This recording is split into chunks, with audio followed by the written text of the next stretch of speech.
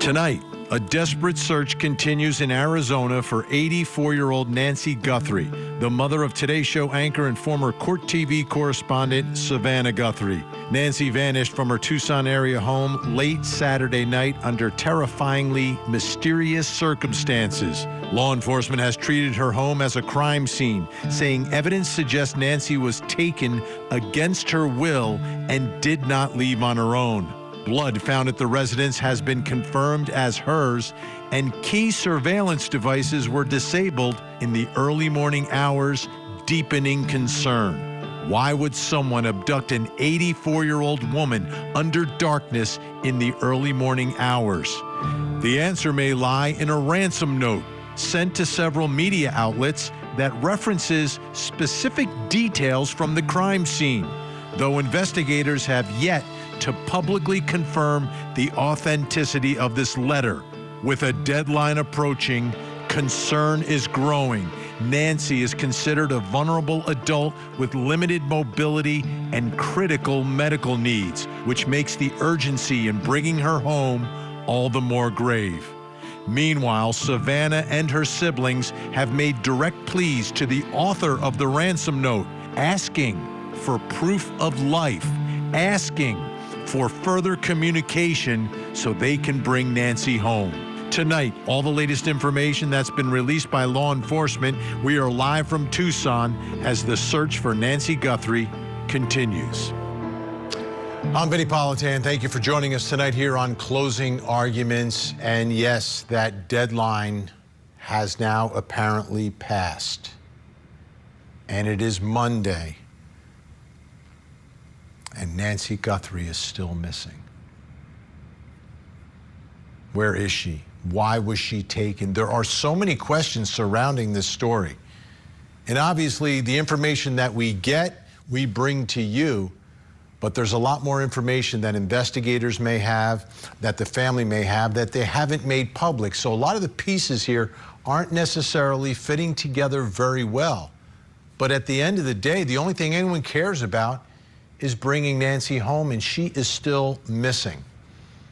Now, obviously, this past weekend was a busy weekend for lots of folks. Many people watching the football game and getting together with family and all of that. But there were a whole lot of people that were still invested in where is Nancy Guthrie. And the coverage continued over the weekend, and the work of investigators continued over the weekend. We saw at Annie's house flashes of light in the darkness. So investigators went over to Nancy's daughter's home. It's about 4 miles away or so, about 10 minutes away. Saw some flashes of light over the weekend. What was going on at Annie's house? But we know investigators were working. We also know that Savannah and her siblings made another plea saying, we will pay. And what a big moment that was, right? If there's a ransom out there, now you've got the people saying, we will pay. We will pay. But here we are Monday night, and still no Nancy Guthrie. Just recently, earlier tonight, Savannah Guthrie posted another video on social media. This one without her brother, without her sister, just by herself. She's got her phone in front of her. She's recording herself. Let's take a look. Hi there, everybody. I wanted to come on and just share a few thoughts as we enter into another week of this nightmare. I just want to say, first of all, thank you so much for all of the prayers and the love that we have felt, my sister and brother and I, and that our mom has felt.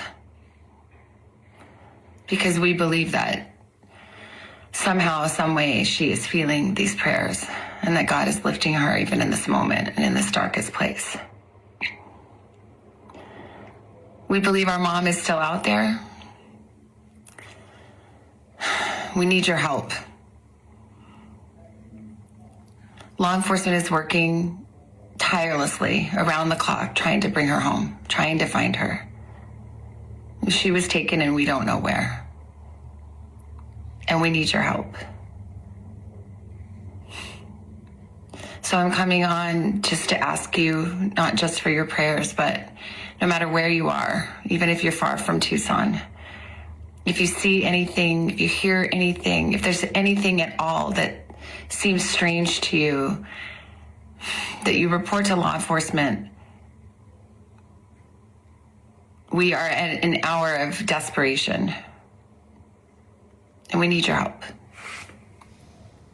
You can feel the desperation coming from Savannah. You can feel it coming through the screen. A couple things she said there that really stuck out to me. One, we believe she's still out there. And I think that was important because the prior video saying we will pay, a lot of people watch that, myself included. You watch it and you're thinking, does she know something about her mom? That her mom's no longer alive? Like, you got that feeling.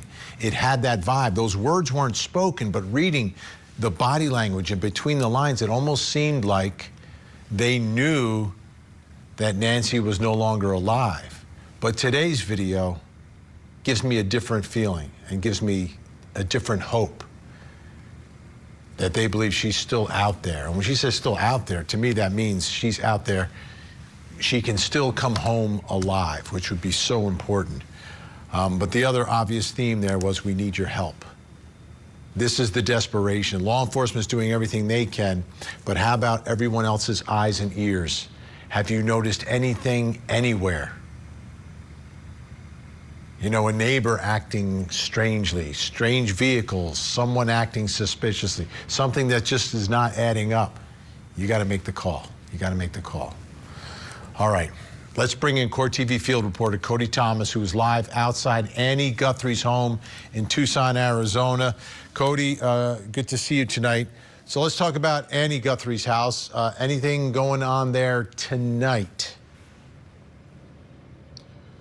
Actually, Vinny, no, it's very, very quiet here. Of course, they still have the private security out front in the driveway blocking any cars that aren't the residents here from coming in. We haven't seen anybody go in and out. There's a very minimal media presence here, maybe 3 or 4 local outlets, including us here. Very quiet, nothing really going on, very stagnant. We haven't seen anything going on in the windows. You know, over the weekend we saw what looked like flash photography in the garage. We can't see anything through any curtains here.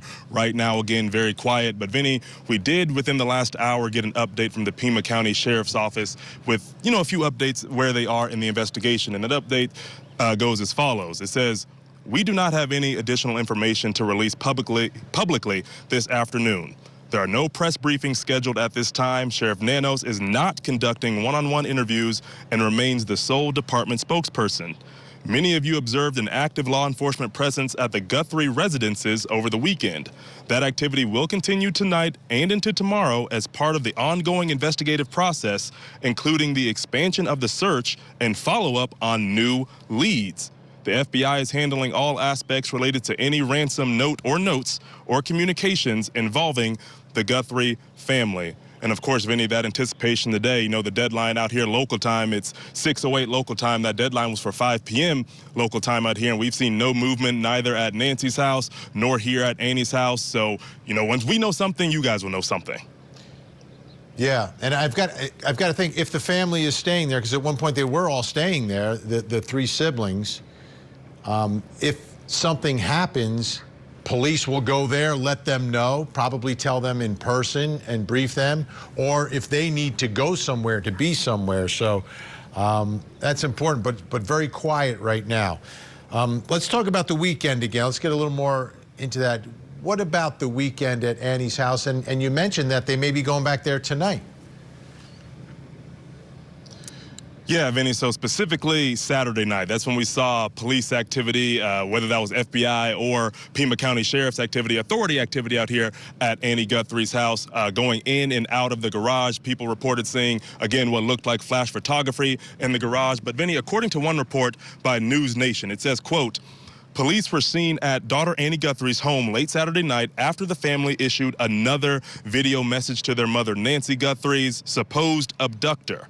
Through the shaded windows, photo flashes could be seen going off numerous times. After nearly 3 hours, deputies were seen coming out of the home with blue gloves and brown bags. So, Vinny, unclear exactly as to what they were searching for in the house, what was in those bags, but it seemed very intentional. Of course, the investigation is still very intense out here in the Catalina foothills in Tucson, Arizona. All right, Cody's going to stick around. Now you've got more information for us. Thanks, Cody. At this point, let's bring in our think tank tonight. Joining us, criminal defense attorney and former prosecutor Al Wunsch III, along with criminal defense attorney Darnell Crossland and family law attorney Jennifer Brandt. Okay, there are things that are not, like, obviously a lot of things aren't adding up here, but there's two tracks that are happening here that don't seem to be in sync. On one track, the family together, all three siblings, saying we will pay, while shortly thereafter they're taking some sort of photographs and going into Annie Guthrie's home, the sister, where the sister and brother-in-law, Tommaso, live, where the family's been staying at times here. Those two tracks seem so different and out of sync. Maybe someone here can make some sense of it, and I'll throw it out to the crew. Al, why don't you start us off, then jump in there, guys. Okay. Well, it doesn't make any sense to me. In my opinion, they said they were going to pay. They haven't paid because there's no one to pay. I don't think those notes were real. I still don't believe that they're real. I also, unfortunately, don't believe that Nancy is alive. The fact that they were checking the things that they were checking at the house, going into the sewer system and things along those lines, demonstrates to me that they're not treating this the same way they were. All right, but Al, I want you to zoom in right now. We're going to get to Nancy's property in a minute, but let's zoom in on the fact that they're going to Annie the sister's house right after Annie the sister and Savannah and Cameron the brother make a video telling the author of the ransom note, we will pay. I'm trying to make those two specific facts, like, what does that mean? Those two specific facts. So go ahead, guys.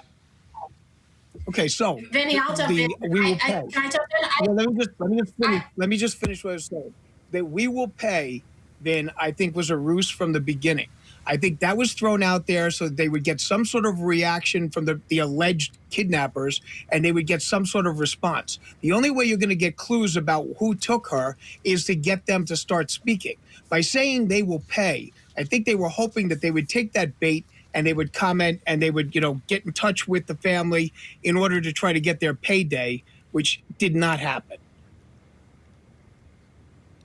Vinny, I was going to say that, I agree with Al. I think they were going out there to see what reaction they got. But I also think that the FBI is looking at all aspects of what could have happened. And Annie and her husband were the last people that were with Nancy. So the FBI and the local authorities are definitely looking and want to know, did they have any evidence? Is there anything that went on there? They were the last ones with her. They've probably checked out their story, and yet they're in the house looking for more evidence and leaving with evidence, which makes us wonder, what did they find? I think the FBI knows a lot more than they're letting on, as they usually do. And I think they probably are a lot closer to figuring out really what happened than we are, or that we know about. Darnell, I want you to address this, but also, do you think that it was a consent search, or do you think they had to go get a warrant to get in there to take those photos in Annie's house? No, it had to be definitely a consent search, because if this family is saying that they know nothing about what happened and that they're pleading for people to reach out to them and help them with this discovery in terms of like what happened here, there's no way they're going to either lawyer up at this point or block law enforcement from being able to do their job. Because if they did, it would change the entire trajectory of what we're looking at here. What I'm seeing is two things in terms of a conflict. I'm saying if there is someone out there with a ransom notice, the last thing somebody with a ransom notice wants to do is to deal with law enforcement. So it's kind of hard for them to try to deal with the we will pay, but then you got cops all over the place and you got the feds all over the place. That's not making for a comfortable situation. So they will, at that point, sometimes actually exterminate the person and just abort the whole mission because there's no way they're going to actually be successful with the FBI all over. So the two tracks aren't really complementary of each other. A ransom negotiation with all these cops. So I think that's where the conflict lies. Now, you know what, Vinny?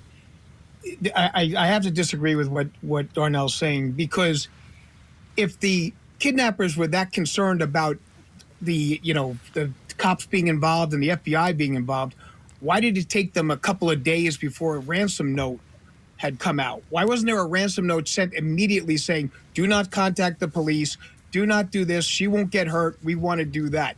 They didn't do that. They sent out a contingency. Their first notice was a contingency notice. Well, if you don't get it by Friday, if you get it by Monday. That is why this doesn't make any sense whatsoever. If they didn't want the police involved, they very easily could have gotten them out by saying, do not call the police or we will harm her. And that was never done. And well, Vinny, we don't know what happened. I mean, we really don't know. We know what is being publicized. And we know that it seems that the family is taking these ransom notes quite seriously, because why else would they be going on TV and asking these people to, turn over their mother or that they're going to pay? It seems to me like they wouldn't even be putting up that charade if they didn't at least believe that the ransom notes were legit. Disagree. It's bait. It's bait. They're setting out bait to try to get the people to start communicating, and that's how you catch them. so there was a second communication, and there's been no indication from anyone saying whether or not it was in fact the same author of this second note. The note was sent to only one of the three organizations that got the first note, and the second note was not described as a ransom note. But after that note was given, there was, again, a flurry of activity by law enforcement. It's really been, because we don't have all the pieces, it's not fitting together, but I don't even know how they could fit together, these two separate pieces, where on the one hand, you're talking about paying a ransom, on the second hand, you're searching the daughter's home. I don't understand that, and we do have the tip line number up for folks in Arizona. Anyone likely within 10 hours of Tucson, you are in the hot zone for all of this, within 10 hours of Tucson. Vinny, obviously, speaking of the hot zone, obviously Cody has no jacket on. The weather looks like it's conducive. I'm just thankful that they're not dealing with the below zero that we're dealing with, because it makes these searches even harder. Unlike Al, I'm going to keep my prayers open, and that she is alive, and that she's brought home. So obviously the weather's conducive to that. And if someone knows about her medical condition, maybe they're taking care of her. So I'm not going to give up so easy. I'm hoping she comes home. All right, this is what we're going to do. The think tank is staying with us. Al, Darnell, Jennifer. When we come back, we're going to take a closer look at the ransom demands. Were they legitimate? Is it connected? We'll be right back. What are you reporting? Fire. The tragic murder of Keith Canero and his entire family. The defendant repeatedly shot and killed his brother and then moved to murder the rest of the family inside the home. Their sprawling mansion set on fire. Paul and Keith were not only brothers, but business partners. This one is the most brutal case that I've seen in my experience here. The Mansion Murders Trial. Live coverage weekday mornings, 8/7 Central on Court TV. We believe that somehow, some way, she is feeling these prayers, and that God is lifting her even in this moment and in this darkest place. We believe our mom is still out there. We need your help. Law enforcement is working tirelessly around the clock, trying to bring her home, trying to find her. She was taken and we don't know where. And we need your help. Looking for help tonight. Savannah Guthrie desperately looking for the help from the public, which is the third video that she's been in. It's the fourth that the family has put out. The one prior to this was, I thought, one that could have been a game changer in everything to try to figure out what was going on here. And this is the We Will Pay video. Take a listen. We received your message and we understand. We beg you now to return our mother to us so that we can celebrate with her. This is the only way we will have peace. This is very valuable to us, and we will pay. When that video was released and the choice of the words, many were saying and looking at it like she was dead, that they wanted to do the word celebrate, a celebration of life, and this will give us peace. And it was really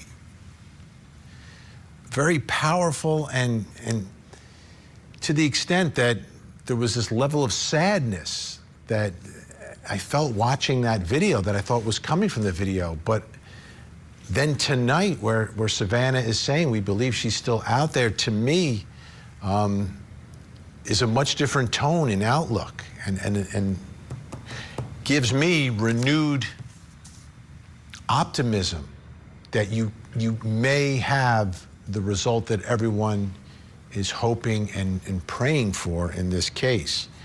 But the question is, like, if you're saying we will pay, what's going on? Because the deadline, as reported by some, was an hour and a half ago. An hour and a half ago, that was like the deadline. Let's bring back in our think tank, Al Wunsch, Darnell Crossland, and Jennifer Brandt. All right, Darnell, so let's put those facts together. The deadline has passed. What are you thinking about the legitimacy of this ransom note?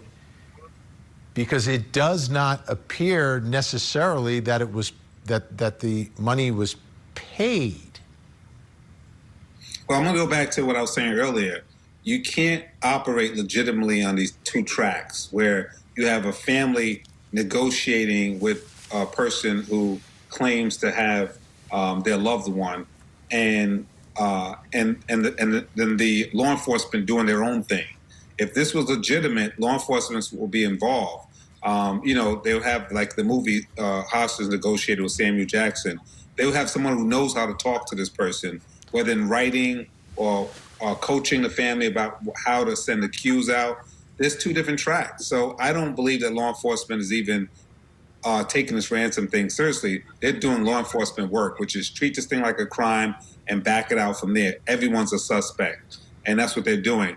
But in terms of what you said earlier, in terms of the family feeling like it's a celebration of, like a homegoing celebration, and then again feeling like she's still alive, I think, Vinny, that's to be expected. One day, one moment you feel like, it's over, and you try to lean into that, and then someone says, hey, pull yourself together and let's go the other way. So that it must be super painful. So I could imagine they're going up and down.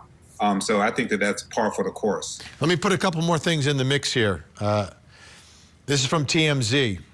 A Bitcoin account allegedly set up to accept funds in exchange for Savannah Guthrie's missing mother, Nancy, is still sitting empty Monday morning, right? So the we will pay was over the weekend.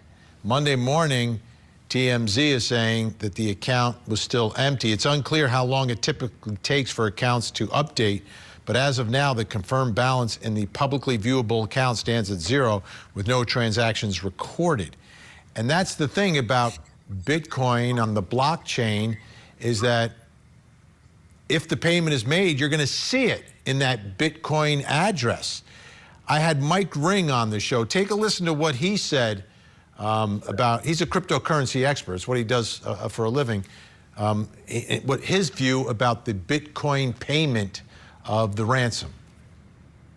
I'm kind of I've listened to your show. It's a great show tonight, Vinny. I'm of the mindset that the person asking for Bitcoin is not actually the person who holds Miss Guthrie, and I'm sorry to say that I have no knowledge to do it, but Bitcoin is not what you want. It is too easy to trace in today's world. The different blockchains I would submit to, and I don't want to say it on the air because I'm not promoting this, but Bitcoin is the most monitored, especially now. This would be the worst cryptocurrency to take. And basically what he's saying is it would be virtually impossible for the person to not be detected, whether it's by law enforcement or the hundreds of thousands of people who will be keeping an eye on this particular Bitcoin address, for the person to ever try to move the money and actually take the money from this address that was created to like fungible funds that they could use. So Jennifer Brandt, why don't you start us off with all the things in the mix here about the legitimacy of the ransom note and or the connection to the abduction of Nancy? You know, Vinny, it's hard for me to believe that this is not being orchestrated by the FBI and law enforcement, because how could they, they can't operate separately. Savannah and her family, they know that law enforcement is looking for their mother. I mean, they're around her house, they're at the sister's house, and I'm sure they're speaking with them in terms of what is the proper protocol, what to do. So it's hard for me to believe that they're just out there kind of on their own, getting on TV, getting on social media, and asking for return of their mother. You have to feel that the FBI is coaching them and is behind all of this.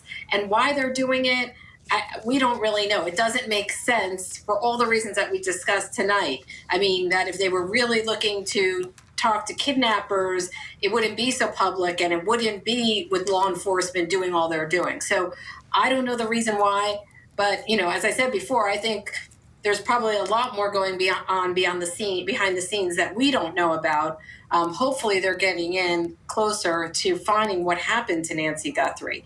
But I just can't imagine that, these words that are being said by Savannah and her brother and sister about celebrating their mother or bringing their mother home or whatever are just random. I think it's well thought out, and we just need to wait and see how this plays out. I disagree. Okay, I will say that when I saw the speech that they gave, okay, it seems so unnatural to me that initially I thought to myself, whoever wrote a ransom note may have said to them that if they are going to be communicating and they are going to be paying the funds, they have to use certain words. And the words that they were injecting into it, like celebrating this, that, was not a kind of word you would use under those circumstances. Okay, you're not celebrating anything. Okay, but I thought that was the situation. But as you know, Vinny, in the Tangent podcast, I said on Friday morning that Bitcoin is the easiest and the most traceable type of remuneration that you could possibly be using. And that's why I thought this was a complete farce and a hoax. And I still believe that, okay? They may have been using words along those lines because it was in a note. But I'll tell you this, there's no way that is the individual who took poor Nancy. And it is just an anathema to me that, people are giving this credence and everything else. It made no sense. Nobody kidnaps with a contingency note. Nobody waits a couple of days before they send the note, okay? All of that has not made any sense to me. And that 41 minutes that they were in that they were in the household with Nancy, whoever was in there, is another reason why I'm even more doubting that this was a kidnapping. And I told you before, FBI statistics with regards to the kidnapping of octogenarians is at a zero. Zero. It's not happened. Okay? So this whole case has never made sense with regards to a kidnapping from the moment I heard about it. All right. And I've been proven right in most of the instances. Stay where you are. When we come back, we're going to take a look at what happened over the weekend at Nancy's property.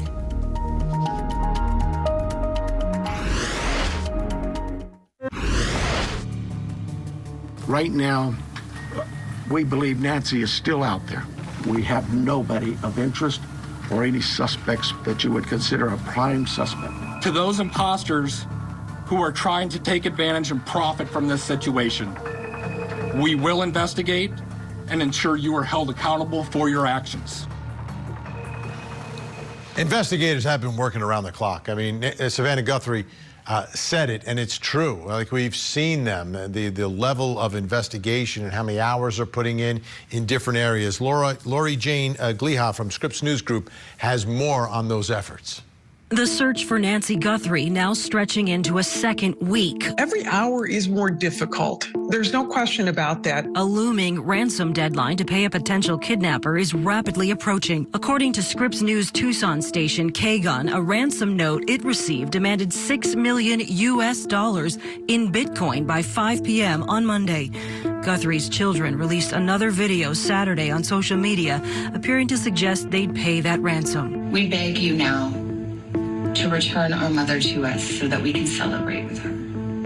This is the only way we will have peace. This is very valuable to us, and we will pay. Investigators searching for Guthrie were on the scene at her home again over the weekend and searched an underground tank on Sunday. They also seized a car from her home on Friday. Then, on Saturday evening, multiple Pima County Sheriff's deputies spent time inside daughter Annie Guthrie's home and appeared to collect evidence. That home was the last place Nancy Guthrie spent time eating dinner and playing games with family before her disappearance from her own home. They're being more thorough. They're going back into the crime scene. They're looking again, and they're looking at everywhere that they possibly could have missed. Investigators say they still have not identified any suspects, persons of interest, or vehicles connected to this case. On Monday afternoon, Savannah Guthrie posted a new video to social media asking for the public's help. We believe our mom is still out there. We are at an hour of desperation. Let's go back out to Court TV field reporter Cody Thomas, who is at Annie Guthrie's house tonight. Cody, tell us about the search over at Nancy's property over the weekend. Yeah, Vinny, specifically on Sunday, we saw some police activity there, along with the giant media presence that's been there for the past week. And Vinny, we have video we want to show you now. We saw police on the backside of Nancy's house searching the septic tank system, the sewage system on Nancy's property. Unclear as to what exactly they were looking for. You see them down in a manhole, searching the sewage system. Don't know exactly what they were looking for or what tipped them off to look there, but that search seems very specific. It seems very intentional, I would say. And Vinny, also, alongside that, we saw lots of people when I was out there on Sunday, people coming up, paying their respects, neighbors, people in the community coming to drop flowers near the mailbox at Nancy's house. There's a sign out by the mailbox that says that the community, the neighbors, are with the Guthrie family. Definitely a community, Vinny, that is grieving right now during this time alongside the Guthrie family. Absolutely. And we're looking at some aerial shots of the property. And, to search that property, it's an acre's worth, but it's like, it's there's some vegetation there, but it shouldn't take forever to be able to canvass that whole yard. Yeah, exactly, Vinny. It's very dry out there. It's pretty remote. It's not your typical subdivision. And, like you said, it's an acre's worth, but it's not some, sprawling expanse to where you'll miss something. I would imagine, being out there in the neighborhood and looking at the property. So, again, unclear as to what tipped them off to look specifically in the septic and sewage system, but guess we'll find out as the updates continue to come out in this investigation. All right, Cody Thomas in Tucson tonight. Thanks so much, Cody. Let's bring back in Al Wunsch, Darnell Crossland, Jennifer Brandt. All right, Darnell, what do you think about the search at Nancy's property, specifically like opening up these manhole covers and perhaps going into the septic system? Yeah, I think Cody was right. They're now starting to say, in the beginning, okay, she's an older woman. They ruled out dementia. They ruled out whether she could have just wandered off. But they were still giving some latitude, some space to maybe this is not a criminal situation.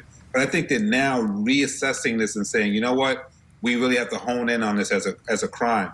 And, again, it's uncomfortable, as I said in the first time we rolled this out, but they have to even look at family members. Who has something to gain? Who may have known something? And they're taking evidence out from the sister's house. They're looking at specific places like a manhole cover. That's specific. She didn't just wander and jump in the manhole cover. or in a sewage. So they're now starting to look at very, very specific areas based on an idea that something wrong happened here. Yeah, are we surprised that all of this wasn't done initially, Jennifer? Are you shocked that, hey, they're going back? Like they've gone back several times now, and it could be based on specific information that takes them there. But isn't that a place you might look initially? Well, maybe not. I think that initially they were focusing in on the house itself, and there was some blood droplets around the house, and trying to piece together what could have possibly happened. I mean, if they thought that someone really did remove her from the home and take her away, then, no, they would not necessarily be looking in the sewage system or in the, in manholes on her property. They probably would be trying to look elsewhere. So I think now maybe they're reassessing, or maybe there's some more information that they found, or some clues that they acquired that, leads them to start to look around her property itself. And the fact that she hasn't turned up, I think that's also got them looking further as to, where she is and what could have happened to her. Al, the property was initially cleared like a week ago. Last Monday, it was cleared, returned to the family, but then they've been back, 3 or 4 times now, it seems.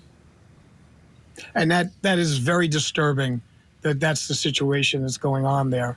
I mean, you would think that the fact that they haven't found her, there's nothing, there's evidence that there was blood. So, and unlike what Darnell said, from the moment this happened, they knew it was going to be something, there was a criminal action because of the blood, droppings and all things along those lines. You check, what better place to store a body than in a septic system? I mean, that would have been an unbelievable place to put a body and then not expect anyone to be looking there. Why wasn't that looked at in the first place? The roof, why wasn't that checked? I mean, there were so many missteps with regards to this investigation that it is, and I guess it's always, fine to be Monday morning quarterback with regards to this, especially because it's Monday night. But these are places that should have been looked. The van, all those the car, the automobile, everything in there should have been inventory, should have been looked, should have been dusted down, should have been fingerprinted. Okay? I mean, if you're in there with a stick in that, situation where you're looking in the septic system, you're not looking for a ring, okay? You're looking for a body that's in there. Why wasn't that done initially? So there's a problem with regards to this investigation. If this was the NFL, I just want to say that Al will get the Heisman Trophy for Monday morning, a Monday night quarterbacking or whatever you said. Because these theories, bro, listen, it's clear that the police wasn't looking at this as strongly as a murder case in the beginning. They knew something went wrong.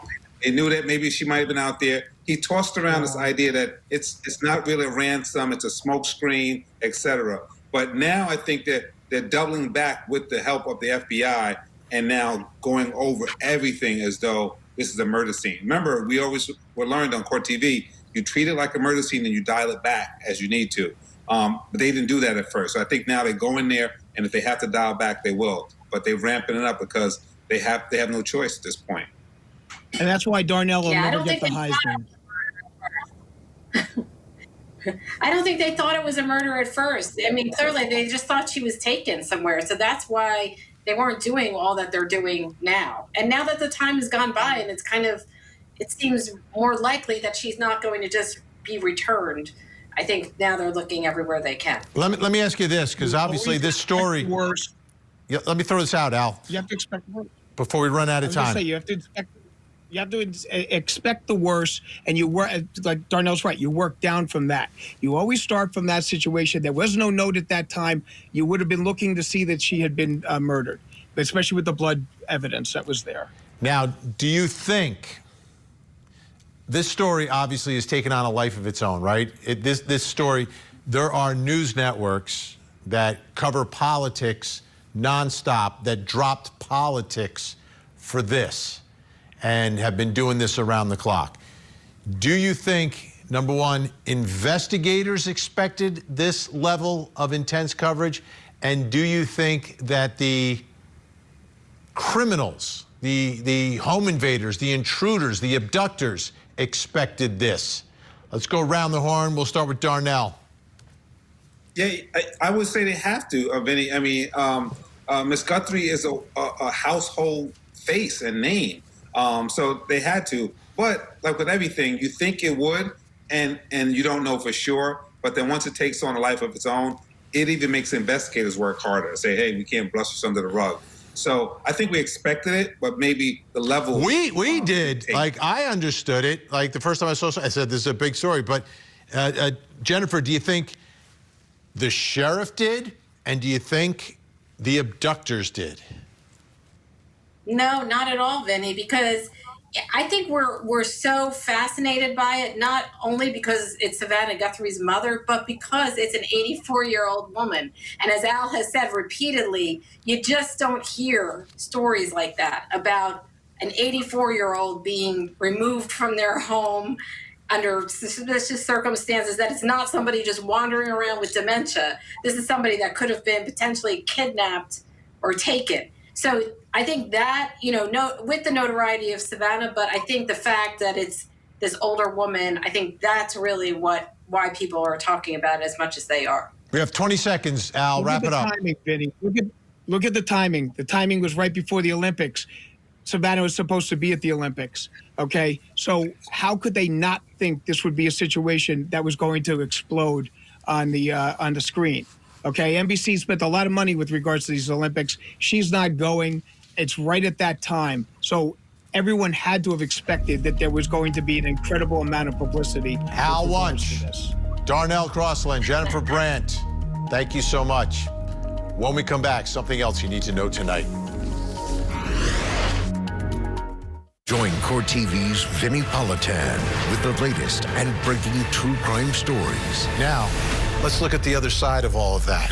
Vinny Politan Investigates, tonight, 9/8 Central, only on Court TV. A deadly school shooting. I just started hearing gunshots. Now, the father of the alleged shooter is on trial. Mr. Gray knowingly allowing his son to possess a weapon. The Gave My Son a Gun murder trial, this week on Court TV.